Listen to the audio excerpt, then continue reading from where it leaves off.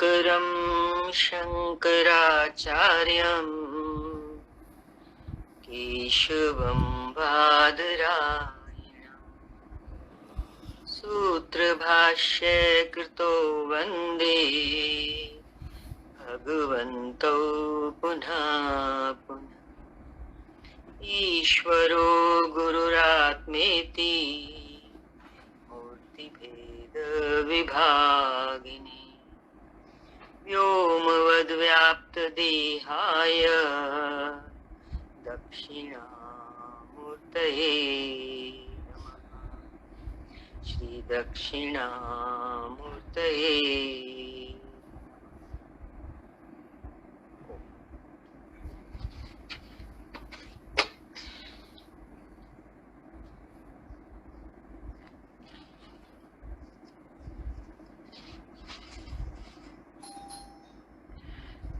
विवेक चूड़ामणि। आजकल चौथा प्रकरण चल रहा है। पिछली बार जब सत्संग हुआ जो विषय चला उसके ऊपर जो भी योगी भाव रखना चाहते हैं आगे आइए, थोड़ा दोहरा लें आगे बढ़ने से पहले।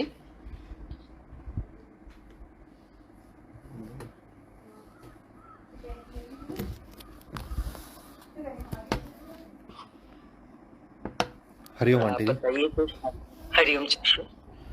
आंटी जी, पिछली बार ज़्यादा रजोगुण पे हमने बात की थी कि, और जो निष्कर्ष समझ में आ रहा था वो यही था कि मतलब रजोगुण है तो उसका कोई ना कोई आउटकम होगा, कोई रिजल्ट आएगा, फल आएगा, और फल आएगा तो या हम सुखी होंगे या हम दुखी होंगे।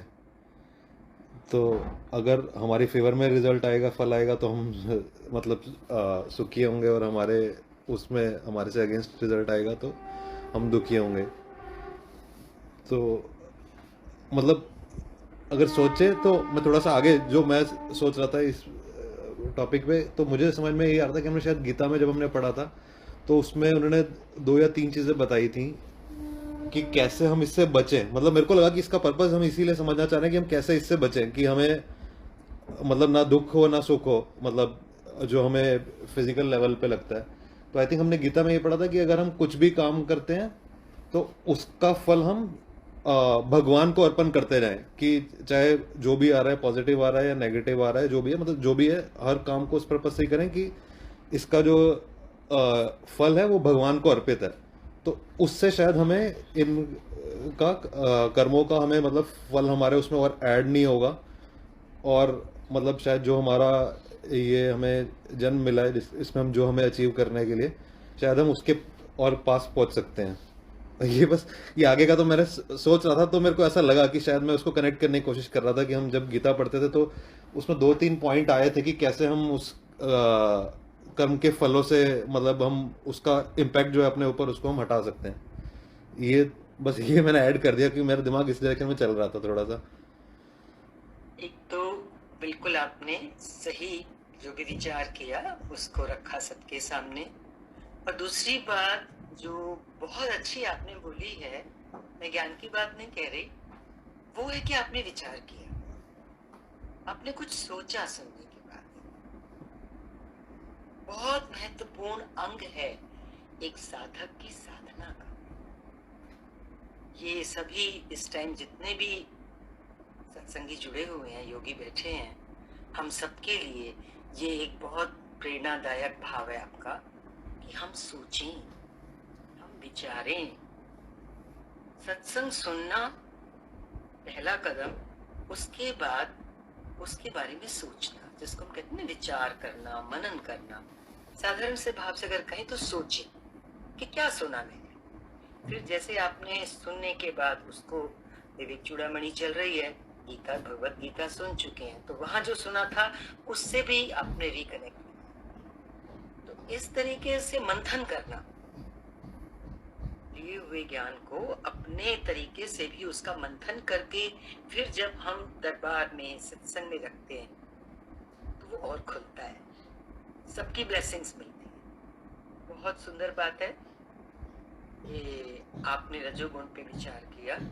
क्योंकि मनुष्य का सारा जीवन अच्छा किस पे आधारित है? रजोगुण भी रजोगुण तो पे है।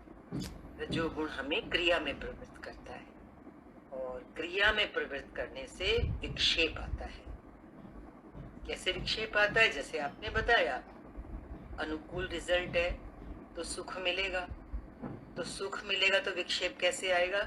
और पाने की इच्छा होगी, लोभ बढ़ता है ना, सफलता मिलने के बाद, तो वो विक्षेप ही तो हुआ, रुके कहाँ? एक क्रिया करी, सुख मिला, अनुकूलता मिली, फिर और चाहिए, और अगर प्रतिकूलता मिली, दुख मिला, तो वो तो विक्षेप है ही। जब भी मन किसी बात से दुख होता है तो क्या होता है? कहते हैं आज मेरा मन बहुत विक्षेप में है, मैं बहुत डिस्टर्ब। तो दोनों का ही परिणाम। तो आपने जो कनेक्ट किया कि गीता में आया कि कर्म फल से हम अपने को ना जोड़ें, कर्म तो करें लेकिन फल से ना जोड़ें। तो फल से नहीं जोड़ेंगे तो अनुकूल हो प्रतिकूल हो हम सब, है ना। और उसमें तो देखो, जैसे अर्जुन ने दूसरे अध्याय में ही शरणागति ली थी भगवान की, शिष्यस्ते हम शादी माम, कि मैं तो बहुत संशय से युक्त हूँ, मैं आपकी शरण में हूँ, मुझे संभालिए। तो ये जो भाव है, ये शरणागति में कभी ऐसा भाव भी ना आए कि हम तो कहीं रहे, भगवान की शरण ले ली, कैसे होगा? ये तो प्रेम है, ईश्वर से प्रेम। ईश्वर गुरु के रूप में ईश्वर ही होते हैं। तो जब, और गुरु मीन्स, कई बार हमने बोला है, गुरु मीन्स ज्ञान। तो ज्ञान के प्रति जब हमारा प्रेम हो जाता है, किसी के मन में आ सकता है ज्ञान से प्रेम कैसे होता है? ज्ञान से प्रेम का मतलब होता है ज्ञान के प्रति आकर्षण। आपको आकर्षण है ज्ञान से, तभी आप उसकी गहराई में उतरे। जिस चीज से हमें लगाव होता है, जो चीज हमें अच्छी लगती है, उसके हम गहराई में जाते हैं। तो ये बहुत अच्छा चल रहा है, बहुत प्रसन्नता हो रही है सुन के कि ऐसा नहीं है कि खाली सुनना सुनना, क्योंकि सुनने की जो दूसरी सीढ़ी है वो है सोचो, और उसके बाद फिर जुड़ी हुई सीढ़ी है उसको समझो। पहले आदमी सुनेगा, फिर उसके ऊपर सोचेगा, तो सोच के जो निचोड़ निकालेगा वो उसकी समझ बन जाए। ये है समझना। और समझने का मतलब ये कि फिर अपने आप वो जीवन में लागू भी होना शुरू हो जाएगा। जो चीज सोच ली, एक निर्णय पर पहुंच गए, तो फिर उसे हमें लागू करना थोड़ी पड़ता है, वो हमारे जीवन का अंग बन जाएगा। दिस इज ट्रांसफॉर्मेशन, रूपांतरण हमारे जीवन का। हम जो थे उसके बाद हमारे अंदर परिवर्तन क्या है। बहुत अच्छी बात है। ये तो बहुत ही प्रसन्नता का विषय है कि योगी शामिल हो रहे हैं। जो भी हम चर्चा चला रहे हैं यहाँ पर, और एक और भाव किसी योगी का। हाँ जी आंटी जी, आंटी जी एक तो रजोगुण पे चला था कि रजोगुण के कारण हम कर्म में प्रवृत्त होते हैं, जिससे मनुष्य हमेशा रेडी रहता है कर्म करने के लिए। आगे पॉइंट उन्होंने खोल दिया कि उसी कारण राग द्वेष या सुख दुख आता है, क्योंकि वो लगातार वर्किंग प्रोसेस है, और शायद उसी के कारण ही, जो मैं अगला थॉट उसमें कनेक्ट करी थी, कि उसी के कारण ही हम सुख दुख और इच्छाओं में फंसते हैं और जन्म बनन के बंधन में बंधते जाते हैं।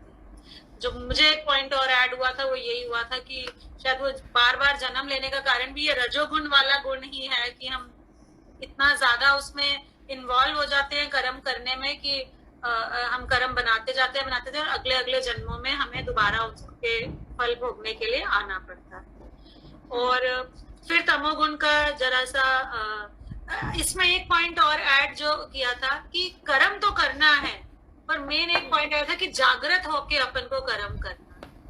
हाँ, एक ही आया था कि जागृति में रह के, कि हमें पता चल जाए कि हम कर क्या रहे हैं, तो शायद हम रजोगुण का कर्म करते हुए भी उसमें इन्वॉल्व नहीं हो। और दूसरा, बिल्कुल ठीक है। हाँ, तमोगुण का पॉइंट आया था कि तम मतलब अंधकार। तो अंधकार के कारण हम लोग मतलब चीज होती कुछ है और प्रतीत कुछ होती है। जैसे वो रज्जू में रस्सी वाला जो पॉइंट आया था, तो वो तमोगुण के कारण ही ये ऐसा चल रहा है कि हम लोगों को हर तरफ माया माया माया नजर आती है, जबकि है चहु और परमात्मा, पर इतना ज्यादा वो तमोगुण का प्रभाव हमारे ऊपर, माया का पर्दा इतना ज्यादा फैल गया है कि हमको हम संसार को सच मान बैठे। तो वो परमात्मा जो है वो होते हुए भी हर तरफ हमको को दिख नहीं रहा, क्योंकि माया का पर्दा इतना ज्यादा हमारे ऊपर छाया हुआ है कि हम संसार को ही सच मान के बैठे हैं।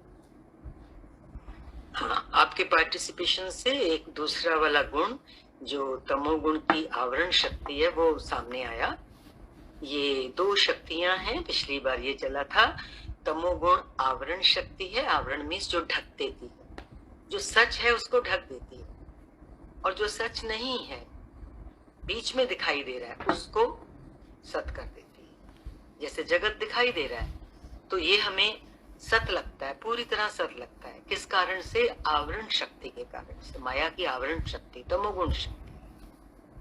उससे सच ढक गया, परमात्मा ढक गया। तो जब वो ढक गया वो प्रतीत ही नहीं हो रहा, और जो प्रतीत हो रहा है संसार पूरी तरह से, उसको नेचुरल है इंसान पक्का सच समझ के पकड़ के बैठ जाएगा, और बैठा ही हुआ है इंसान, और फिर उसी में प्रवृत्त होगा। प्रवृत्त होगा तो फिर वो कौन सी शक्ति आ गई? क्रिया शक्ति। रजोगुण को क्या शक्ति बताया था? क्रिया शक्ति। तो आवरण शक्ति और क्रिया शक्ति, ये दो गुण और इनकी दो शक्तियां चलती। चले आगे, सबको थोड़ा और क्लियर हुआ होगा।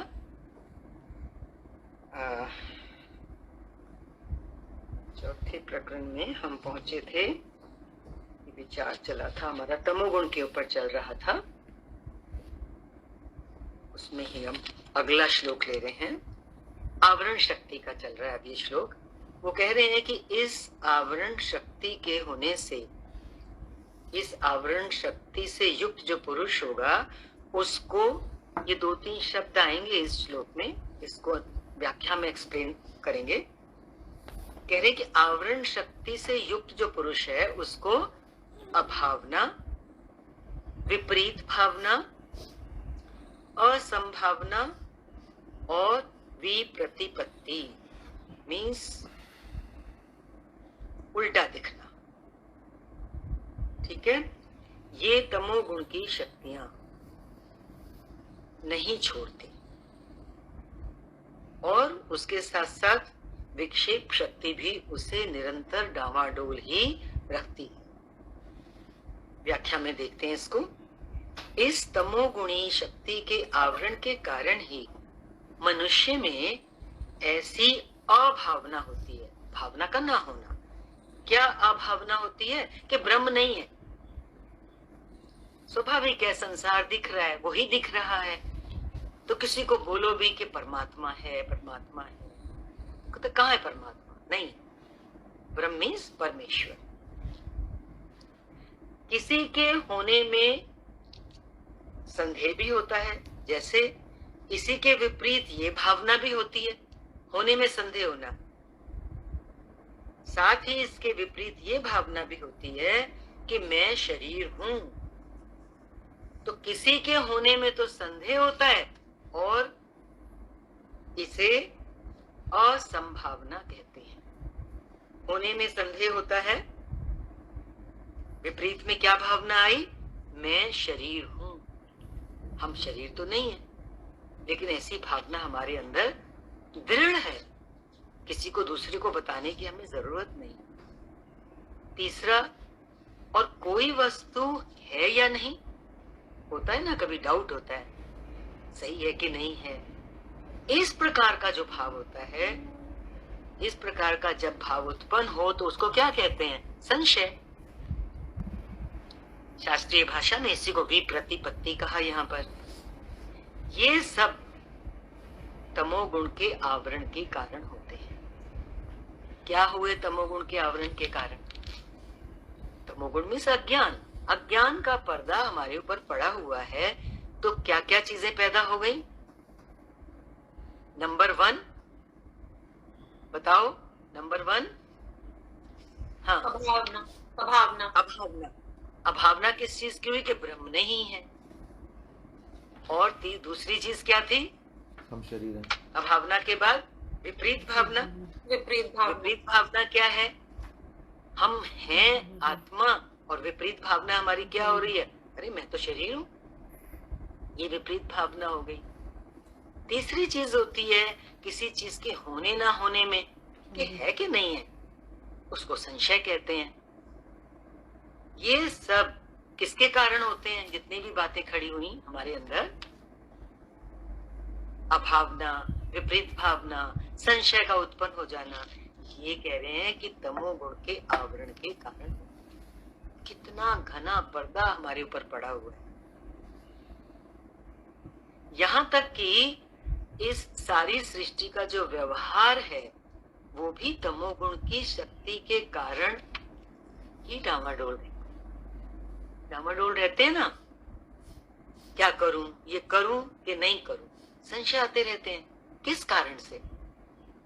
क्योंकि हमारी बुद्धि निश्चयात्मिका नहीं है। निश्चय क्यों नहीं है? क्योंकि संशय है होने और ना होने में। तो जब तक हमारे अंदर संशय बने रहेंगे, हम एक तरफ नहीं होंगे, तो हम तो डामाडोल तो रहेंगे ही जीवन। ऐसा होता है ना, देखो सबके साथ। तो अगर हमारे साथ ऐसा होता है, हमारी स्थिति डामाडोल है, तो पक्का माने कि हमारे ऊपर तमोगुण की शक्ति, जो आवरण शक्ति है, वो पड़ी। इसी क्रम में अगला श्लोक ले रहे हैं। अज्ञान, आलस्य, जड़ता, निद्रा, प्रमाद, मूढ़ता आदि तम के गुण हैं। इनसे युक्त हुआ पुरुष कुछ नहीं समझता। वो कैसा होता है ऐसा व्यक्ति? वो निद्रालु या खंबे के समान, स्तंभ के समान जड़ रहता है, जड़ की तरह रहता है। तो तमोगुण की शक्ति जब बहुत ज्यादा वर्क करती है हमारे जीवन में, तो क्या क्या चीजें पैदा हो जाती हैं? अज्ञान तो होगा ही होगा, क्योंकि ढका गया ना आवरण शक्ति से जो ज्ञान था। फिर जब अज्ञानता में होंगे तो क्या होगा? और संशय होंगे, आलस्य, क्योंकि कुछ समझ नहीं आ रहा क्या राइट है क्या रॉन्ग है, तो आदमी प्रमादी हो जाता है। और जितना जितना आलस्य जीवन में बढ़ता है तो जड़ता आएगी। पड़े हुए हैं, कुछ करने का मन नहीं कर रहा, जड़ होता चला जाता है इंसान। जितनी जितनी जड़ता बढ़ेगी, हम अपने जीवन से भी देख लें, नींद, निद्रा सा घेर लेगी। जब कुछ है नहीं, समझ नहीं आ रहा करने के लिए कि क्या करूं, क्या सही है, तो सो जाएगा। चलो सोते हैं, इसके बाद देखेंगे क्या करना है। तो वो जो संस्कार है आलस्य का, जड़ता का, निद्रा का, धीरे धीरे वो बढ़ता चला जाता है। प्रमाद का सही अर्थ होता है जो करना चाहिए वो नहीं कर रहे, और जो नहीं करना चाहिए वो कर रहे हैं, ये प्रमाद है। मूढ़ता, एक तो होता है मूर्ख और एक होता है मूढ़। क्या डिफरेंस है? मूर्ख तो चलो मूर्ख है, उसको नहीं पता, नहीं है समझ किसी बात। मूढ़ उसको कहते हैं कि जानते बूझते भी क्या सही है वो गलत करता है। महामूर्ख जिसे कह सकते हैं, मूढ़ता आदि, ये सब क्या है? तम के गुण हैं। तो ये लक्षण बताए जा रहे हैं। यदि ये हमारे जीवन में है तो समझो हम तमोगुण से घिरे हुए हैं। ऐसा व्यक्ति निद्रालु हो जाता है और स्तंभ के समान जड़वत रहता है। कहते ना, क्या पत्थर की तरह, जड़ की तरह पड़ा हो, उठो, किसी को जगाते हैं, उठाते हैं किसी को, वो जड़ हो जाता है, उसका कुछ मन ही नहीं करता करने का, क्योंकि उसको समझ नहीं।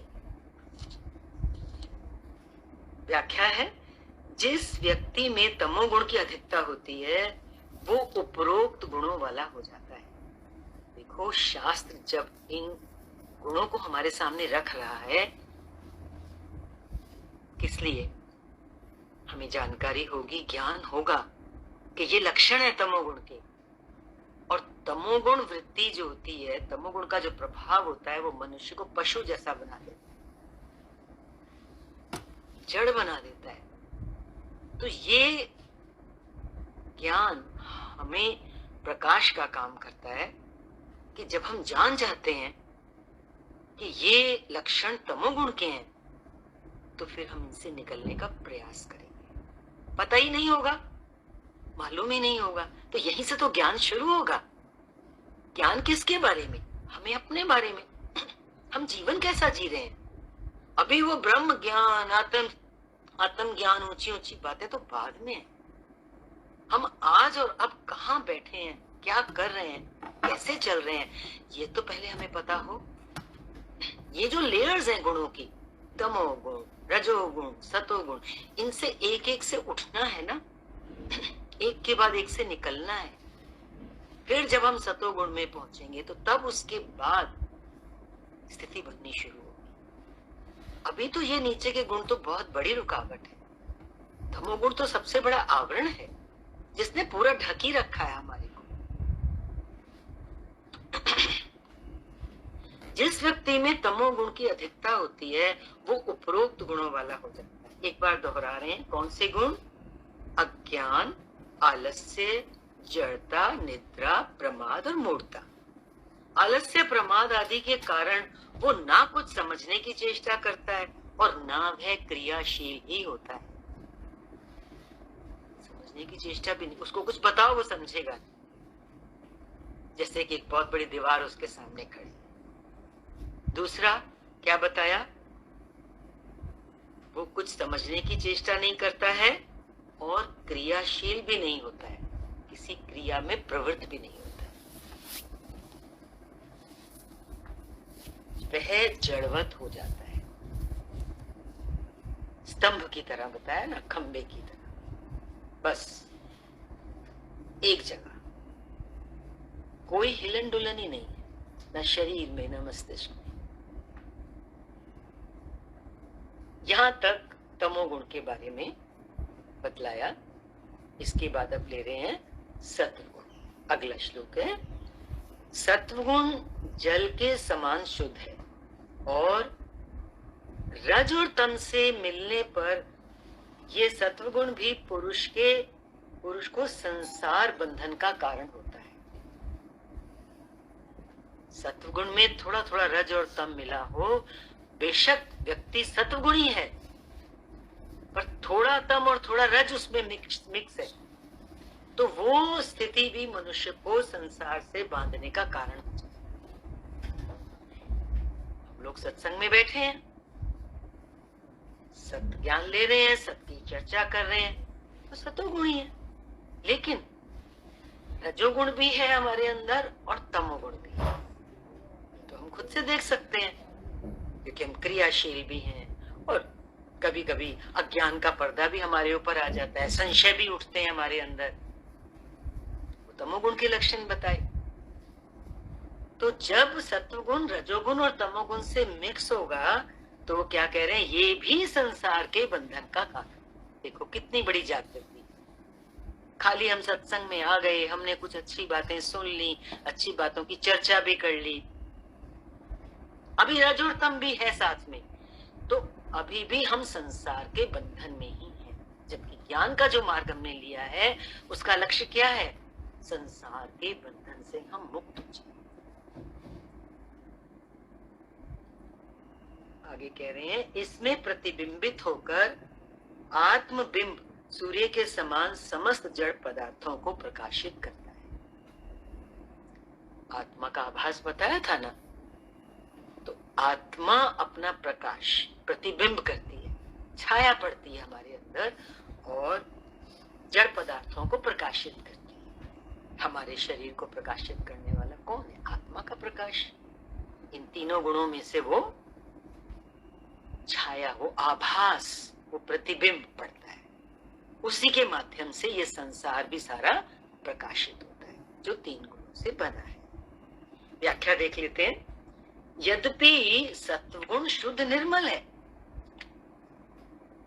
उसमें किसी प्रकार की विकृति नहीं है, कोई विकार नहीं है सत्वगुण में। सत्वगुणी व्यक्ति कैसा होता है?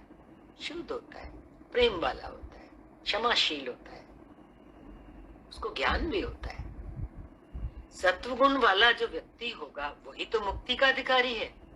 लेकिन सत्वगुण वाला व्यक्ति भी अगर उसका जो सत्वगुण है रज और तम के साथ मिला हुआ है तो वो संसार बंधन का कारण बन जाता है। सावधान होने की जरूरत है ना, क्योंकि यहाँ इस दरबार में सुखी होने के लिए, जिसको कहते हैं आनंद, परमानंद। तो जागृति इस बात की मिल रही है शास्त्र के कृपा से कि हम सत्संग में आ गए, हम सतोगुणी भी हैं, लेकिन हमारे अंदर अभी रज और तम मिक्स है। उसके प्रति हमें जागरूक होना है। नहीं तो हम कहते ना कि नाव किनारे पे बंधी रही, पूरी रात चप्पू चलाते रहे, दिन निकला तो क्या पता चला हम तो उसी किनारे पर, क्योंकि नाव तो खुली नहीं। ऐसे ही हम सत्संग में तो आ गए, सारी जिंदगी सत्संग बैठे रहे, लेकिन हम मुक्त हो नहीं पाए, क्योंकि हमारा जो सत्वगुण था, हम उसी भ्रम में रहे कि मैं तो सत्वगुणी हूँ, मैं सत्संगी हूँ, लेकिन उसमें क्या चीज शामिल थी? रज और तम। रज और तम से मिक्स अगर है सत्वगुण तो वो बंधन का कारण ही बन जाएगा। सारी मेहनत बेकार ना जाए, उसके लिए शास्त्र हमें मार्ग दे रहा है। ध्यान से समझेंगे। आगे कह रहे हैं कि ये तीनों गुण जो हैं, ये प्रकृति के गुण हैं, ये आत्मा के लिए आवरण स्वरूप है। तीनों गुण, खाली रज और तम ही आवरण का काम नहीं कर रहे हैं, बंधन का काम नहीं कर रहे हैं, सत्वगुण भी बंधन का काम करता है। सुना है ना आपने, एक तीन वो थे, अपराधी थे, उनको जेल में ले जाया गया, जंजीरों से बांधा गया। एक अपराधी को लोहे की जंजीर से बांधा गया, एक को चांदी की जंजीर से बांधा गया, और तीसरे को सोने की जंजीर से बांधा गया। जिसको सोने की जंजीर से बांधा गया, क्या वो बहुत खुश होगा?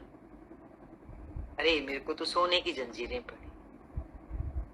विचारो, हैं तो तीनों ही बंधन में, जेल में तो तीनों ही बंद है। इसी तरह से सत्वगुण भी हमें बंधन का काम करता है। हमें कैसे ऊपर उठना है, इसके लिए शास्त्र हमारे पे कृपा कर रहा है। ध्यान से सुन ले। वो कह रहे हैं कि ये तीनों प्रकृति के गुण हैं, हम सब जानते हैं, त्रिगुणमयी माया, रज, तम और सत। ये आवरण के, ये आत्मा के लिए आवरण स्वरूप हैं, जिनमें से आत्मा का प्रकाश प्रतिबिंबित होकर, तीनों गुणों में से प्रकाश किसका आ रहा है? छन छन के, जिससे सारा व्यवहार हो रहा है, वो है आत्मा का प्रकाश। क्योंकि तीनों गुण तो जड़ है, माया तो जड़ है, सिर्फ आत्मा ही चेतन है। तो इनके माध्यम से उस आत्मा का प्रकाश प्रतिबिंबित हो रहा है, जिसके परिणाम स्वरूप सारे जड़ पदार्थ प्रकाशित हो रहे हैं। शरीर में जितने भौतिक पदार्थ हैं, जिनसे शरीर का निर्माण हुआ है, पीछे पढ़ के आए ना, अभी हमारे शरीर का निर्माण होता है पंचभूतों से, तो वो कह रहे हैं कि वो तो भौतिक पदार्थ हैं, जिनसे हमारे शरीर का निर्माण हुआ है, वे आत्मा के प्रकाश से ही प्रकाशित है। हमारा और आपका शरीर जो चल रहा है, कुछ भी कर रहा है, जो कुछ भी हम सोच रहे हैं, है तो ये जड़ पदार्थों का बना हुआ, जड़ भूतों का, लेकिन ये काम कैसे कर पा रहा है? आत्मा के प्रकाश से। किंतु इन गुणों के आवरण के कारण काम तो आत्मा का प्रकाश कर रहा है, लेकिन क्योंकि आत्मा के ऊपर इन तीन गुणों का आवरण है, तो वो जो प्रकाश रूपी आत्मा है हमारी, या खाली प्रकाश भी कहो, वो तो हमें नजर नहीं आएगा, नहीं आ रहा ना नजर। यही कह रहा है शास्त्र भी कि इन गुणों के आवरण के कारण, इन तीन गुणों ने उसको, आत्मा को, आत्मा के प्रकाश को ढक रखा है, इसलिए वो भिन्न प्रकार का दिखाई देता है। आत्मा, आत्मा का प्रकाश, लेकिन दिखाई कैसे दे रहा है? वो छन के आ भी रहा है तीन गुणों के माध्यम से, लेकिन दिखाई कैसे दे रहा है? जड़ पदार्थों के रूप, हमारे शरीर के रूप, समस्त जगत के रूप।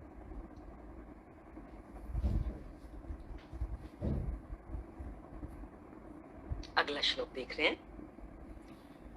अमानित्व आदि, अमान मीन्स मान अपमान से ऊपर हो जाना, यम नियम आदि, हम लोग सब सत्संग में जुड़े हुए हैं, वर्षों से सुन रहे हैं, तो इतना तो अब समझ में आ ही गया क्या क्या करना चाहिए और क्या नहीं करना चाहिए। यम नियम आदि साधना हो रही है, समझ खुल रही है। तो अमानित्व आदि, यम नियम आदि, और देखो श्रद्धा विकसित हुई है ना जब से जुड़े हैं। भक्ति भी हुई शुरू सत्संग में जुड़ने से। देवी संपत्ति, गीता पढ़ी थी ना, क्या पढ़ा था? जीवन एक यज्ञ है जिसमें क्या चीज स्वाहा होती है? ज्ञान में आने के बाद आसुरी संपद, हमारे विकार, काम क्रोध लोभ मोह मद मत्सर, और वो विनाश होते हैं हमारे विकार, और हमारी दैवी संपद विकसित होती है। प्रेम, क्षमा, शांति, आनंद, जो आत्मा के लक्षण है वो विकसित होते हैं, हमारा विकास होता है। तो क्या बोला? दैवी संपद और मुमुक्षुता।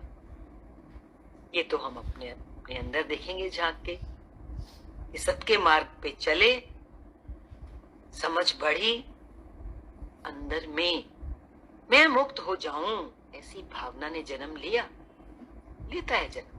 क्यों? गुरु की ऐसी कृपा होती है, गुरु ऐसी शक्ति हमारे अंदर डालता है प्रेम के साथ, ऐसा विचार हमारा जगा देता है कि हमें लगने लग जाता है, अरे ये सब संसार, ये सब कब तक यही करता रहूंगा, यही करता रहा, अभी भी मुझे ये लग रहा है मैं यही करता रहूं। कोई अंत होगा क्या? नहीं होगा इस चीज का। इस चीज का जागना अंदर में, जब आदमी भर जाता है संसार से, क्रियाकलापों से, तो कौन सी चीज जन्म लेती है? छूटने की भावना। मोक्ष का शब्द बोलने में मुझे थोड़ा संकोच हो रहा है इसमें। क्यों? कि एक साधारण भाव में क्या आता है अंदर में? सबके आता है, अरे मैं कब तक इस चीज में फंसा रहूंगा, कब शांति से बैठूंगा, कब जीवन का रस ले पाऊंगा? मैं दुनिया में आया भी क्या मैं गधे की तरह बोझी ढोता रहूंगा, बैल की तरह, कोल्हू के बैल की तरह ही घूमता रहूंगा? होता है कि नहीं होता है? बोलो। पुरुषों के साथ में, स्त्रियों के साथ, महिलाओं को देखो तो घर में दिन निकलता है, रात बढ़ती है, यूं जैसे कोल्हू का बैल गोल गोल। पुरुष भी सुबह से निकलते हैं, रात को आते हैं, सारा दिन कहां धक्के खाने पड़ते हैं। रोटी पानी आराम नींद का भी कोई हिसाब किताब नहीं। तो देख रहे हैं आप, जिसके अंदर ईश कृपा, गुरु कृपा, शास्त्र कृपा से ये भाव जाग जाता है, अरे मैं कब छूटूं, मुझे सुख शांति चैन कब मिलेगा? उसके अंदर मुमुक्षता जागती है। मुमुक्षता मीन्स मोक्ष की इच्छा। और मोक्ष का मतलब ऐसा नहीं है कि हम शरीर ना रहें, हमें जन्म ना मिले, ऐसा नहीं। ये एक स्थिति है, मोक्ष की एक अंदर की स्थिति है जो जीते जी मिलती है। ये ऐसा आनंद है जो हम जीते जी इसका रस ले सकते हैं यदि हम सच्चे हैं अपने में। इसके लिए कुछ छोड़ना नहीं पड़ता। पर देखो धीरे धीरे गुणों में ऊपर उठते ये भाव मनुष्य के अंदर जागता ही जागता है, क्योंकि गुरु उस चीज में बैठा है। गुरु जिस चीज में बैठा है वो चीज हमें मिलेगी ही मिलेगी। बाप अपनी सारी संपत्ति धन अपने पुत्र को भी देता है। गुरु के पास कौन सा धन है? आत्म धन, आनंद का धन, परमानंद का धन, वो हमें देगा ही देगा, दे ही रहा है। तो मुमुक्षता, और बोला असत का त्याग। और जब ये सब चीजें जन्म लेती हैं, श्रद्धा भक्ति यम नियम आदि, सही करना गलत को छोड़ना, इससे क्या होगा? इससे पक मानो हमारा जो असत की तरफ आकर्षण था। असत क्या है? असत मीन्स मिथ्या, ये संसार, उसकी तरफ आकर्षण। हम नहीं कह रहे कि वो हमारा छूट जाता है, पर उसकी तरफ आकर्षण तो 100% कम होता जाता है। वो आकर्षण का धीरे धीरे कम होना ही असत का त्याग है, क्योंकि वो अंदर से समझ लिया ना, अरे ये असत है, अरे ये रहने वाला नहीं है, ये मिथ्या है, झूठ है, काम चला हुआ है। ऐसे ले लो, काम चला हुआ है, काम तो चलाना पड़ता है ना संसार। ये जब दृढ़ता आती चली जाएगी, क्या सोचते हो, त्याग होगा कि नहीं होगा?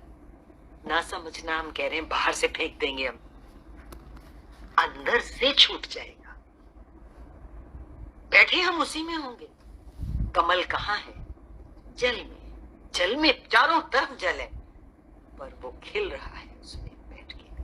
ठीक इसी प्रकार से जो मनुष्य है, जो साधक है, वो संसार में ही है, लेकिन देखो कितनी बड़ी घटना घट रही है ब्रह्मज्ञानी गुरु के मिलने के बाद, कि उससे असत का त्याग हो जाता है, करना नहीं पड़ता। दोनों हाथ में लड्डू, जगत में रहते हुए जगत का छूट जाना।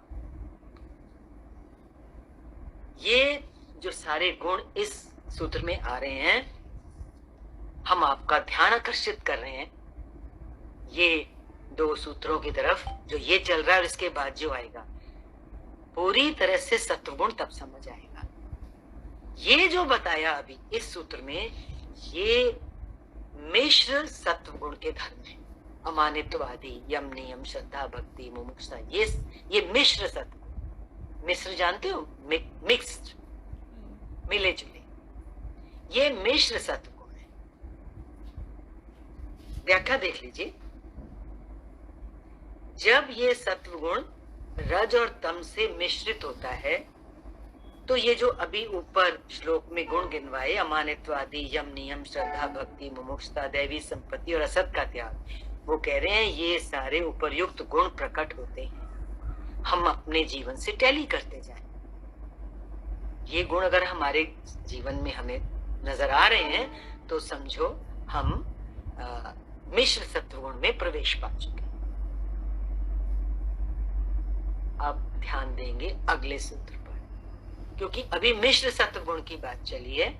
देखिए अगले श्लोक में क्या दे रहे हैं। अगला श्लोक, प्रसन्नता, आत्म अनुभव, परम शांति, तृप्ति, आत्यंतिक आनंद और परमानंद में स्थिति, ये विशुद्ध सत्वगुण के धर्म है।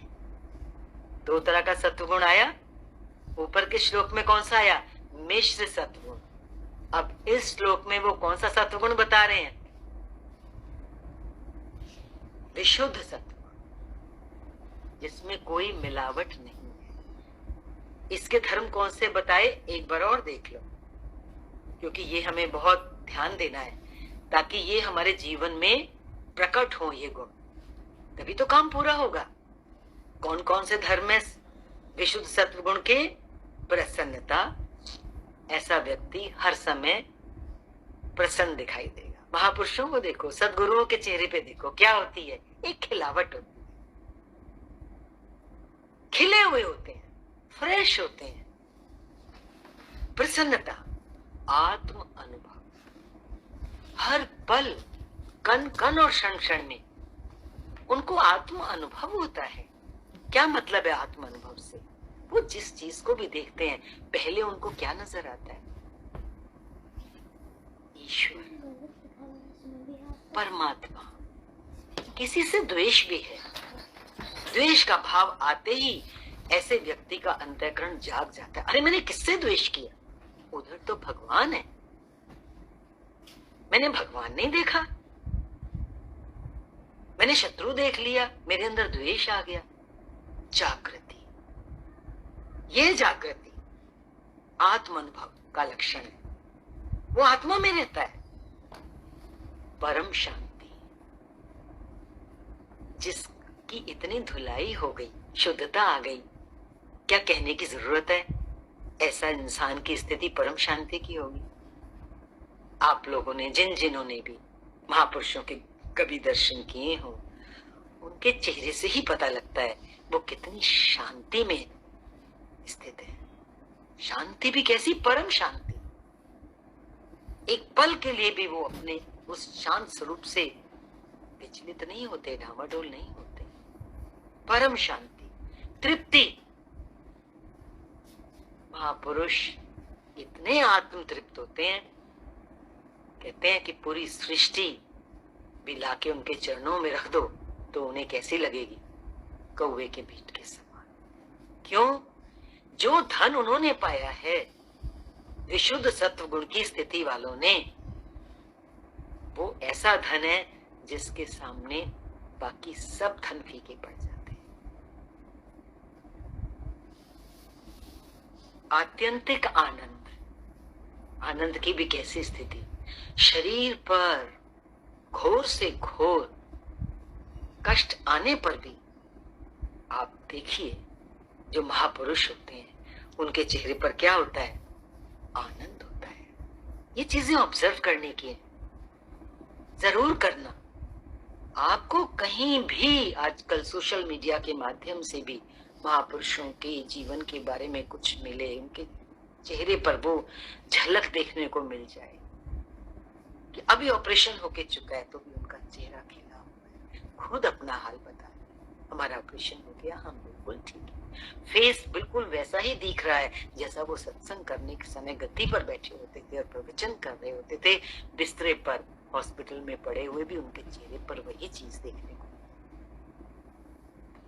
ये चीजें हमें देख देख कर और समझ आती हैं, हम और गहरे जुड़ जाते हैं उस तत्व से जिस तत्व में महापुरुष बैठे हुए हैं।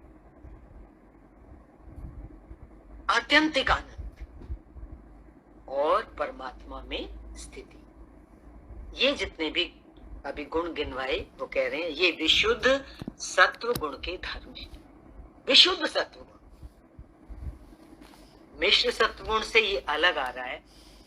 विशुद्ध सत्व गुण, इसके धर्म हम एक बार और गिना रहे हैं। प्रसन्नता, आत्म अनुभव, परम शांति, तृप्ति, आत्यंतिक आनंद और परमानंद में स्थिति, ये विशुद्ध सत्व गुण के धर्म हैं जिनसे मुमुक्षु नित्य आनंद रस को प्राप्त करता है। नित्य आनंद रस, तैल धार व्रत, वो आनंद में सराबोर रहते हैं, सराबोर चारों तरफ से जैसे डूबे हुए हैं, रसगुल्ला जैसे रस में डूबा हुआ है। इसी प्रकार से ऐसी आत्मस्थिति वाला पुरुष या साधक वो आत्म आनंद में, नित्य आनंद में, जिसमें कभी ब्रेक आता ही नहीं है, उसको प्राप्त करता है। जब सत्वगुण अपने विशुद्ध रूप में होता है तो उससे मनुष्य को उपरोक्त अनुभव होते हैं। कौन से उपरोक्त अनुभव? नित्य आनंद, परम शांति, प्रसन्नता आदि, तथा परमात्मा में उसकी स्थिति हो जाती है। अब वो जिधर भी देखता है उसको परमात्मा ही परमात्मा के दिग्दर्शन होते हैं। कहते ना, मैं देखूं जिस ओर सखी सामने मेरे सामने, ऐसा इस स्थिति वाले साधक को होता है। मोक्ष प्राप्ति की इच्छा करने वाला, जिसके अंदर मोक्ष की इच्छा पैदा हो जाएगी, इस स्थिति को प्राप्त करके, आत्म स्थिति को प्राप्त करके नित्य आनंद रस का पान करता है। नित्य आनंद रस, फिर उसका जितना जीवन शेष होता है, जितनी सांसें होती हैं, उसको रहना है संसार में, वो हर पल आनंद रस में ही रहता है। आज के लिए इतना ही। हरिओम। शांति शांति शांति। ओम पूर्णमदः पूर्णमिदं पूर्णात् पूर्णमुदच्यते पूर्णस्य पूर्णमादाय पूर्णमेवावशिष्यते। ओम शांति शांति।